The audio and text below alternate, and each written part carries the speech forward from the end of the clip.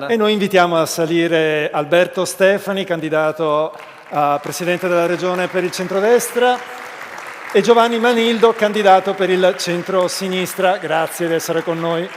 Buonasera, benvenuto. Ben arrivato. Li mettiamo in centro. Cosa Li dici? mettiamo al centro, sì, centro. beh, come... Uno a destra e uno a benvenuto. sinistra. Alberto Stefani direi a destra. Buonasera. E Giovanni Manildo alla sua sinistra, di qua. Eccoci qua.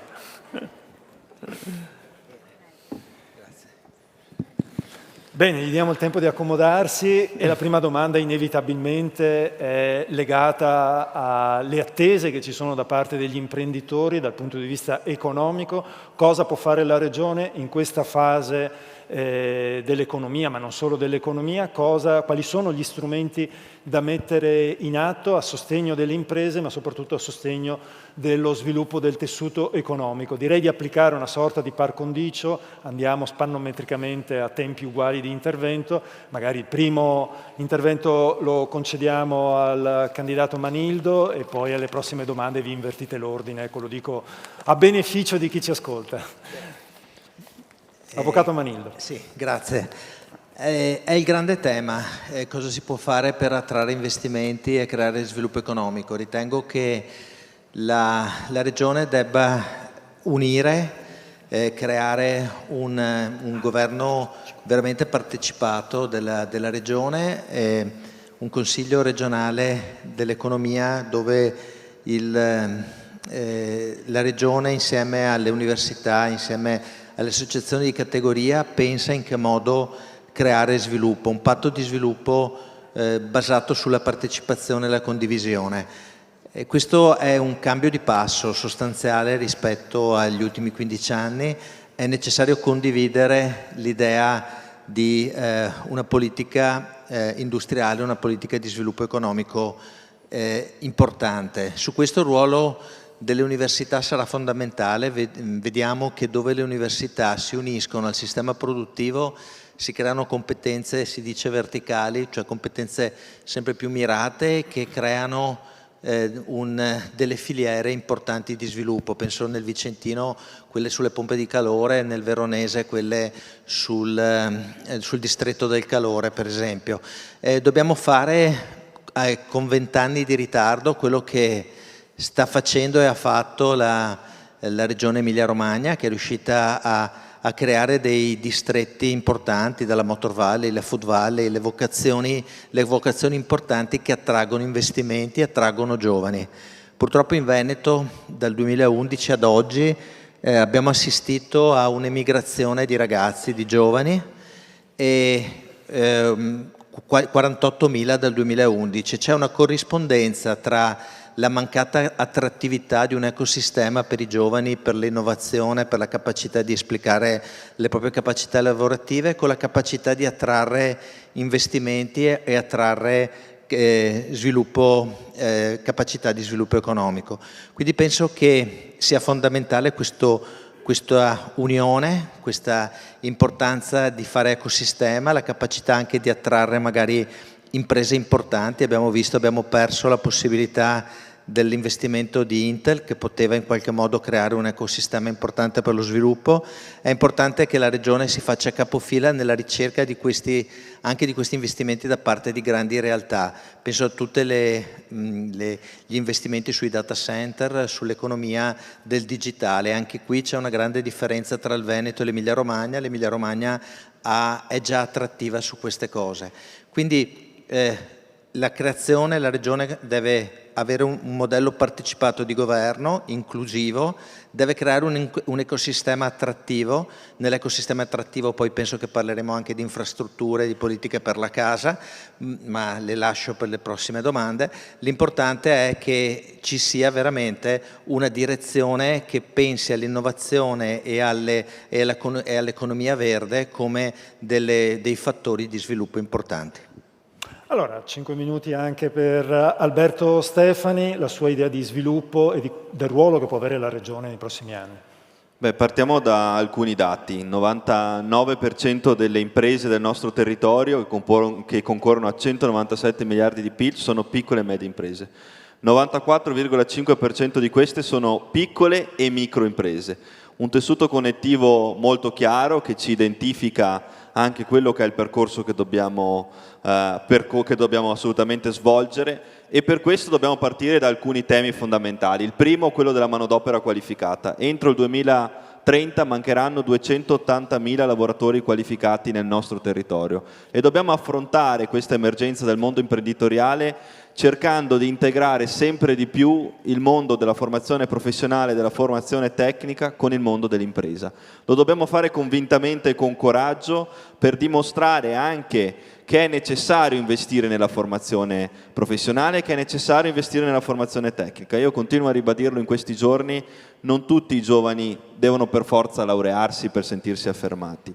Chi ha una formazione tecnica, una formazione professionale in Veneto ha una formazione di serie A e soprattutto contribuisce al progresso imprenditoriale di questa straordinaria terra. E quindi sono giovani affermati che meritano di essere valorizzati anche dal nostro territorio e soprattutto dalla nostra regione. Anche con l'idea, ho visto nel vostro position paper, del voucher occupazionale, che è sicuramente qualcosa di interessante per garantire ovviamente l'assunzione da parte di questi giovani che vengono dal mondo delle scuole professionali, dal mondo della formazione tecnica. A questo sommiamo anche un'altra proposta concreta che abbiamo previsto per i giovani laureati, un campus permanente che metta in sinergia il mondo delle imprese innovative, i dipartimenti universitari, i centri di ricerca. L'università e le imprese sono due mondi che devono dialogare, in cui ci deve essere un'osmosi di competenze e di qualità.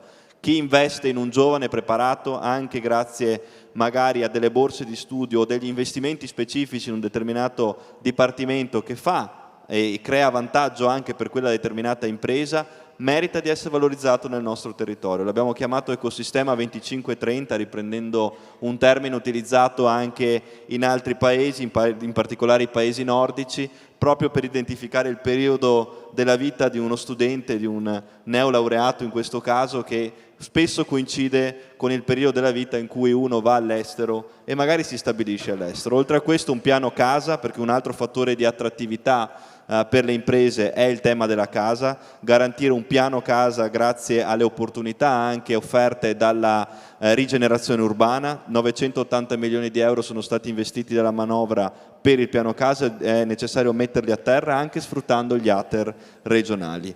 Oltre a questo un tema di internazionalizzazione delle imprese, costituire una cabina di regia, l'abbiamo chiamata nel nostro programma Veneto Export Lab, ma che si occupi anche di internazionalizzazione e possa accompagnare soprattutto le piccole realtà ad internazionalizzare.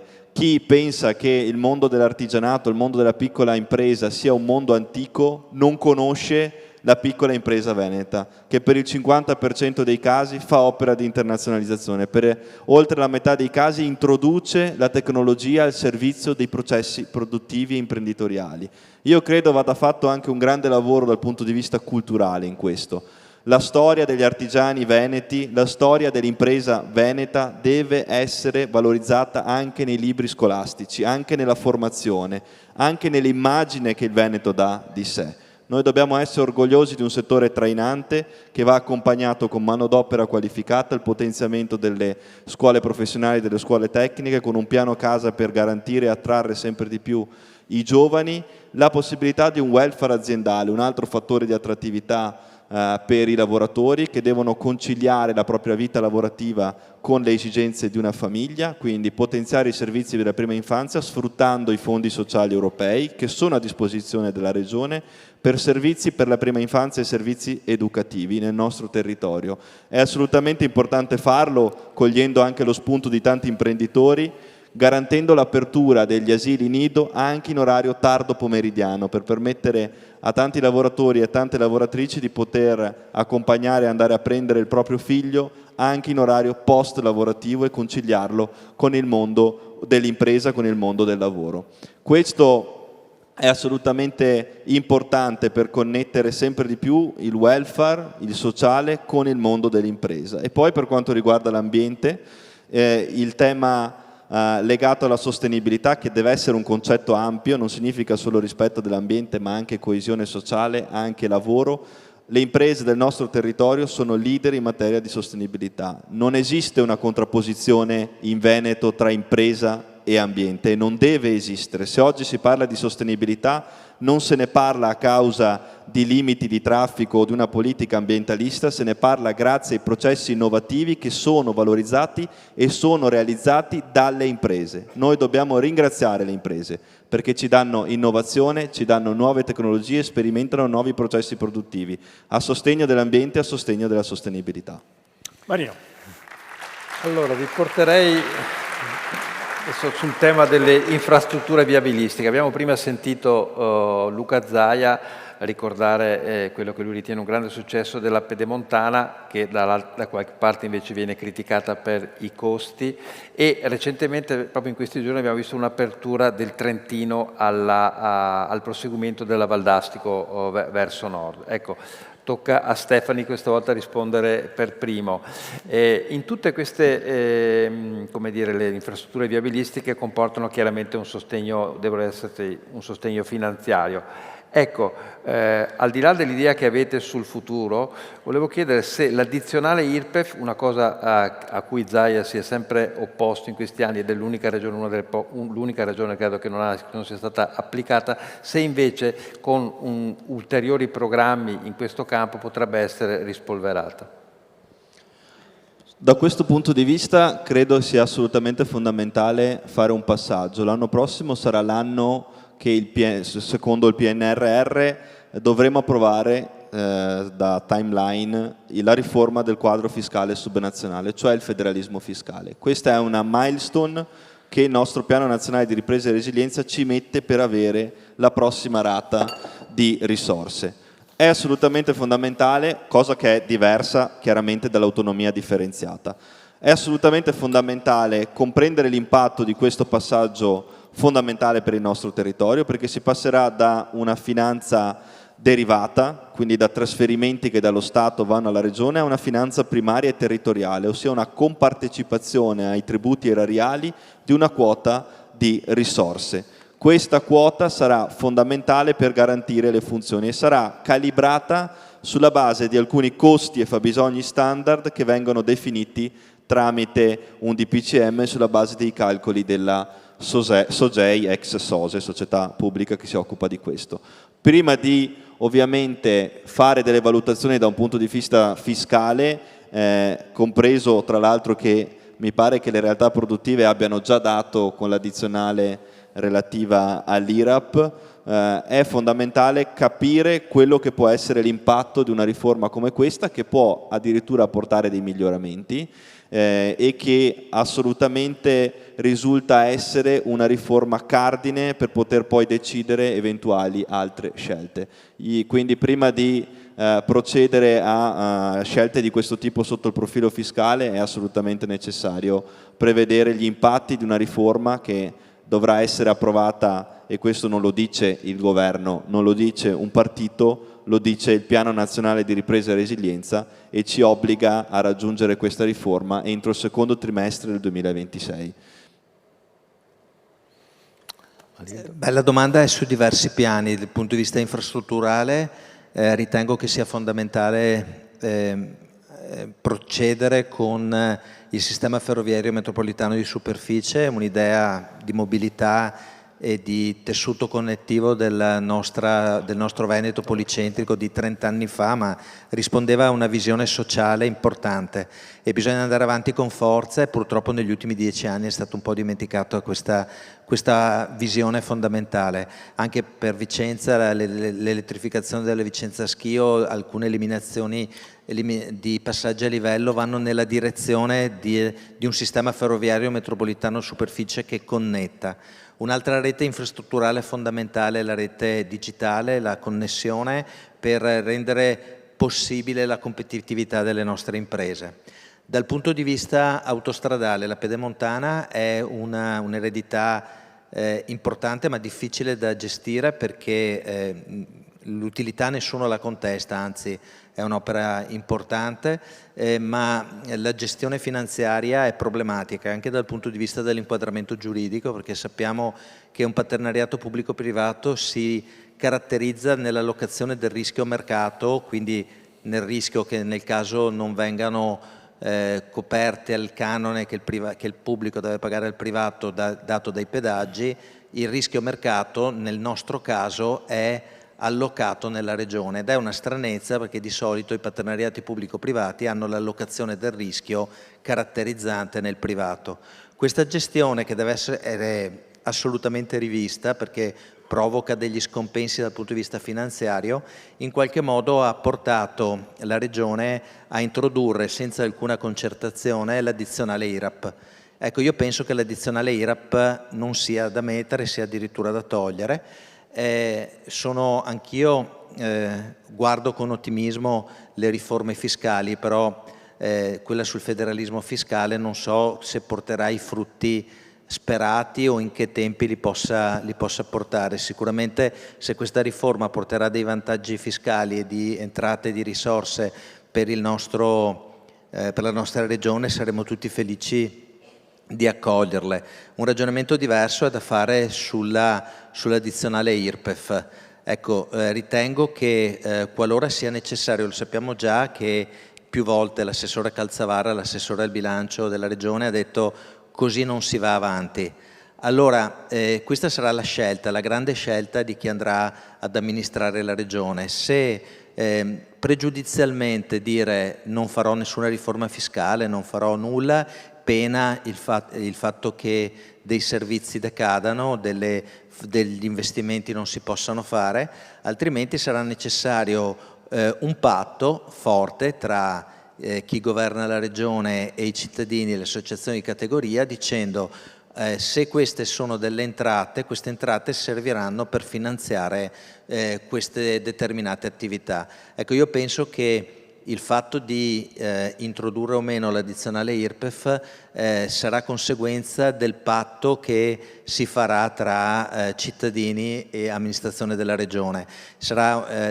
Io penso che sarà molto importante capire l'idea di società che vogliamo avere, l'idea di infrastrutture che vogliamo dare. Quindi penso, se siamo con l'obbligo di verità e con l'obbligo di serietà, penso che sia difficile pensare di non dover attuare una riforma fiscale, ma dico insieme ai cittadini. Chiaramente, e questo lo dico, penso che l'addizionale IRAP questa debba essere assolutamente tolta, casomai si parla di addizionale IRPEF parlando con un patto e un vincolo di destinazione ben chiaro.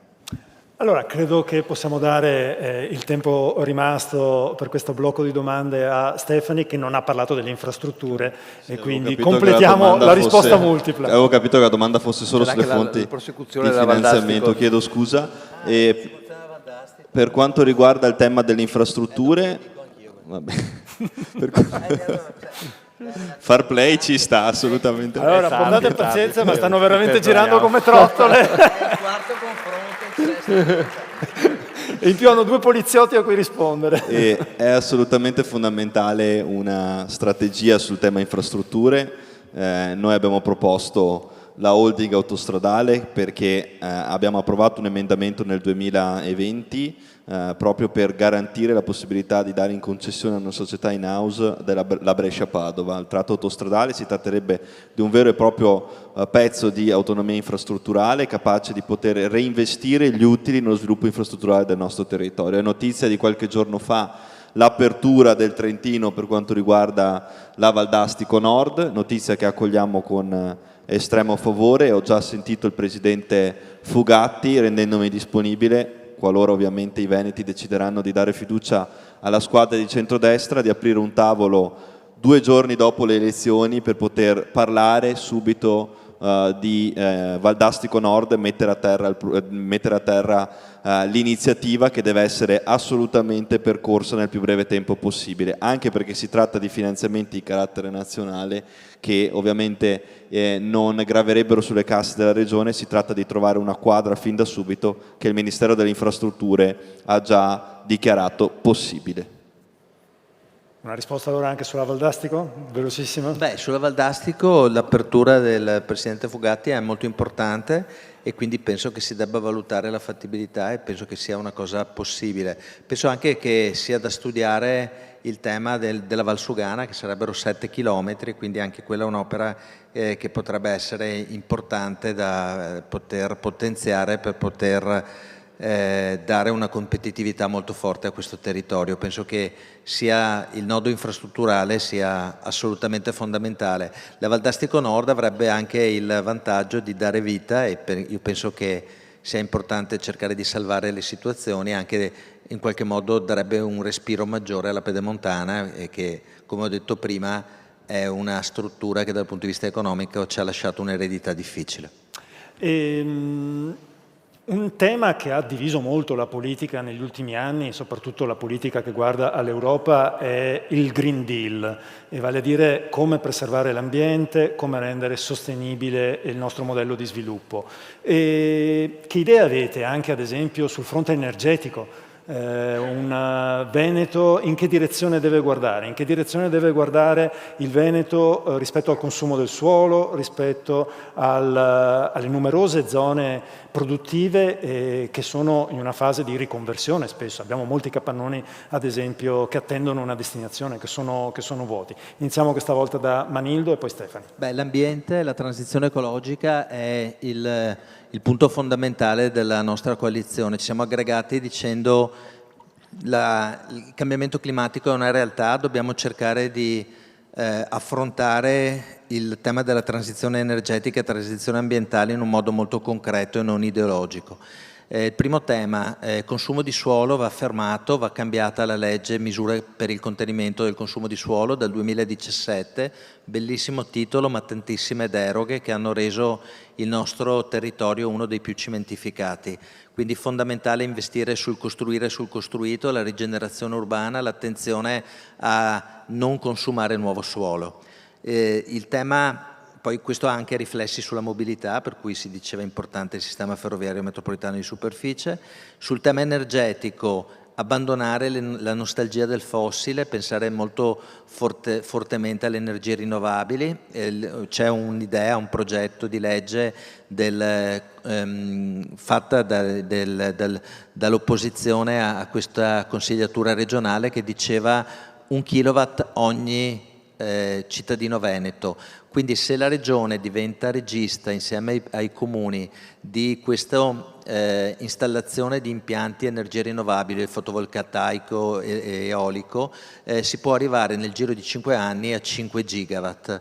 E questo è virtuoso non soltanto per il processo di minori emissioni di CO2 e un'energia pulita, ma anche per quei processi di innovazione economico-sociale che si chiamano comunità energetiche. Proprio oggi ho visto una notizia di stampa per cui il Comune con la Diocesi di Vicenza ha fatto una fondazione di partecipazione per stimolare la diffusione delle comunità energetiche. Penso quindi che sia fondamentale andare con forza in questa direzione. Poi è importante dal punto di vista anche dell'energia rinnovabile e di mantenimento di risorse nel nostro territorio, pensare a richiedere che vengano messe a gara le concessioni per l'energia idroelettrica e farlo su base regionale in modo che gli introiti e la ricchezza di valore non vadano soltanto ad arricchire Enel, ma possano essere mantenute nel nostro territorio, e uniremo due finalità, una di attenzione alla transizione energetica,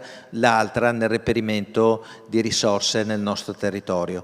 Il tema dell'ambiente poi è fondamentale per un'alleanza pubblico-privato. Abbiamo una miriade di società che sono benefit, quindi nel loro oggetto sociale hanno l'attenzione all'impatto ambientale.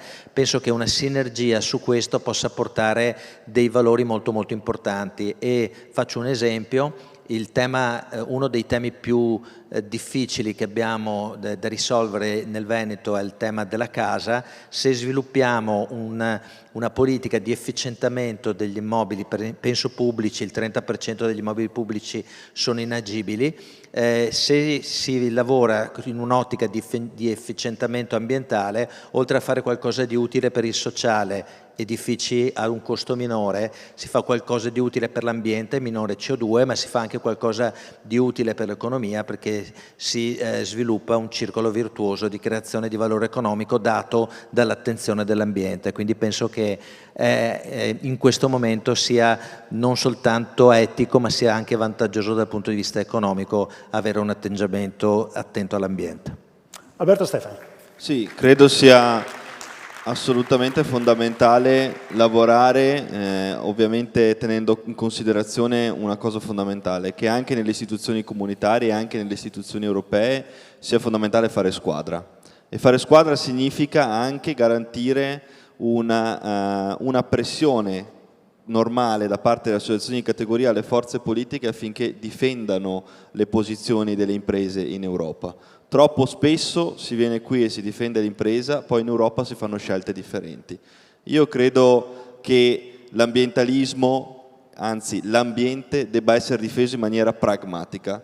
Io ho voluto porlo al centro dell'agenda politica anche del mio programma elettorale, l'ho voluto fare declinando i temi ambientali in maniera pratica e concreta, perché ambiente e impresa possono essere alleati, non sono in contrapposizione. La sostenibilità è un percorso, è una transizione che tutto il mondo sta percorrendo ed è normale che venga percorso anche dal mondo imprenditoriale, ma grazie al mondo imprenditoriale abbiamo delle innovazioni, abbiamo dei processi innovativi che permettono questo tipo di processo in maniera anche più rapida. Sul tema energia, visto che è stato citato il punto, cominciare a valutare l'idea di un bacino unico integrato del nostro territorio. Siamo in un territorio in cui ci sono tantissime multi-utilities.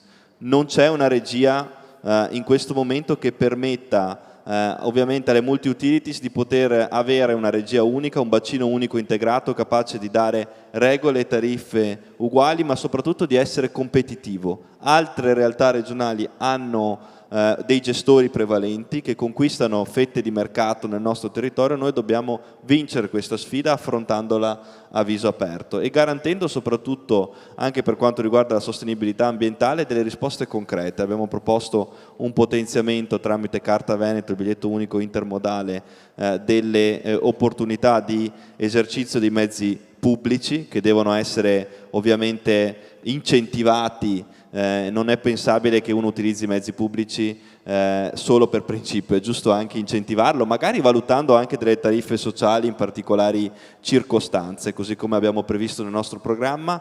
L'aumento dei punteggi per gli enti locali che fanno opera di rigenerazione urbana, questo è a costo zero, semplifica semplicemente l'accesso ai finanziamenti regionali per quegli enti che fanno opere di rigenerazione urbana, quindi riqualificano determinati immobili dismessi o determinate realtà a forte impatto ambientale. Oltre a questo, un incentivo tramite una configurazione di Veneto Sviluppo e Veneto Innovazione che devono essere al servizio delle realtà imprenditoriali, anche di quelle realtà imprenditoriali che fanno opera di economia circolare. In Veneto ce ne sono tantissime, anche piccole realtà che investono nella sostenibilità e che quindi meritano anche ovviamente di avere un punteggio per quanto riguarda l'accesso ai finanziamenti e sviluppare anche queste forme di collaborazione per quanto riguarda le comunità energetiche, investire nelle energie rinnovabili che possono essere sicuramente una frontiera importante per il nostro territorio e che già tante imprese dimostrano di saper valorizzare. Io continuo a ribadire che ambiente ed impresa sono parte della stessa partita, sono parte dello stesso campo, non devono essere messe in contrapposizione ideologica. Per questo serve un piano integrato del mondo ecologico che non discrimini le realtà imprenditoriali in natura perché sono imprese, ma che semmai collabori con il mondo dell'impresa, che ogni volta dimostra al nostro territorio e anche alla politica, che deve avere l'umiltà di ascoltare la capacità di innovare degli imprenditori, cosa significa fare sostenibilità. La sostenibilità non si ottiene con delle imposizioni, la sostenibilità non si ottiene sviluppando politiche europee che hanno fatto più danni alle nostre realtà imprenditoriali, alle nostre filiere, che vantaggi, spesso aprendo mercati nei confronti di realtà statali, di altre realtà straniere che inquinano molto di più di noi e che sono i principali inquinatori del nostro pianeta. Allora dobbiamo essere coerenti e per essere coerenti è necessario sviluppare anche delle politiche europee in cui tutti i partiti facciano asse a difesa delle nostre realtà imprenditoriali e non ci siano realtà che magari oggi dicono che il Green Deal magari ha creato qualche difficoltà alle imprese e poi continuano ad appoggiare delle politiche ambientaliste che in Europa non hanno difeso le nostre realtà imprenditoriali e hanno messo in crisi il nostro mercato, in particolare alcune filiere, e hanno aperto, penso al mercato cinese, che è una delle realtà mondiali, statali, scusate, che inquina di più al mondo. Questo non è accettabile. Allora, gran parte, ma grandissima parte del bilancio regionale è dedicata alla sanità. E prima sentivamo, c'è stato il Presidente Zaia che appunto tracciando il bilancio del suo mandato diceva che è un bilancio molto, molto positivo. Ecco, volevo chiedere a tutti e due, da un lato, cosa fareste di nuovo appena arrivati, appena diciamo, prendete in mano Palazzo Balbi e cosa invece mantenete? Ecco, partiamo ora con Stefani. Sì, io le due misure che ho annunciato come le prime due misure, qualora ovviamente i veneti decideranno di appoggiare questa squadra, che vorrei subito fare il giorno dopo l'elezione. Il primo è il tavolo antiburocrazia per le imprese che mette attorno a un tavolo le associazioni di categoria, il secondo è l'istituzione di un assessorato al sociale e di un assessorato alla sanità, che siano distinti, che abbiano prospettive e un'organizzazione tecnica a loro definita e loro specifica, ma che soprattutto tengano conto di alcuni trend demografici in atto. L'invecchiamento della popolazione, passeremo da un 23% di over 65 del 2023 a un 34% nel 2043, la necessità di prevedere strutture residenziali all'avanguardia, servizi socioassistenziali vicini ai cittadini, il domicilio e l'assistenza domiciliare che deve diventare il luogo privilegiato di cura, quindi la necessità di sviluppare la telemedicina e forme di assistenza anche telematica che rappresentano le frontiere del futuro. Alcune ULSS hanno già sviluppato dei sistemi tecnologici e digitali all'avanguardia che hanno dimostrato in questi ultimi mesi di sperimentazione tramite un numero dedicato alle non urgenze di ridurre gli accessi impropri nei pronto soccorso, di garantire un'ottimizzazione delle cure e delle visite tramite anche lo sviluppo della telemedicina, che è una frontiera che noi dobbiamo avere il coraggio di solcare. Oltre a questo, la necessità di una sanità sempre più territoriale che sfrutti anche la rete delle case di comunità, un piano assunzionale, però dobbiamo ricordarlo per quanto riguarda medici e infermieri, che scontiamo una programmazione nazionale, perché la programmazione è di carattere nazionale, non dobbiamo fare confusione tra questi aspetti per quanto riguarda il percorso universitario e scolastico, che non ha ovviamente tenuto conto delle esigenze del mercato.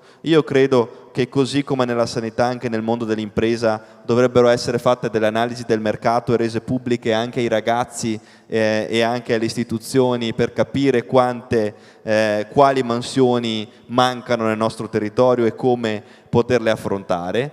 Oltre a questo è assolutamente fondamentale garantire anche una strategia che porti i servizi socioassistenziali vicini ai cittadini, lo sviluppo di quartieri inclusivi e di villaggi inclusivi per le non autosufficienze. L'invecchiamento della popolazione porterà con sé anche, ed è una cosa positiva l'invecchiamento della popolazione perché significa che la longevità della vita aumenta, ma porterà anche con sé una serie di conseguenze legate all'aumento delle patologie croniche, all'aumento delle patologie degenerative, alla necessità di trovare delle soluzioni per le non autosufficienze o per individui parzialmente non autosufficienti. E quindi sviluppare anche una rete locale sanitaria è assolutamente fondamentale. La programmazione di medici di medicina generale sconta un'assenza di programmazione decennale a livello nazionale che deve essere affrontata con coraggio tramite una sinergia tra regione e governo, e su questo stiamo rincorrendo questo problema. È necessario farlo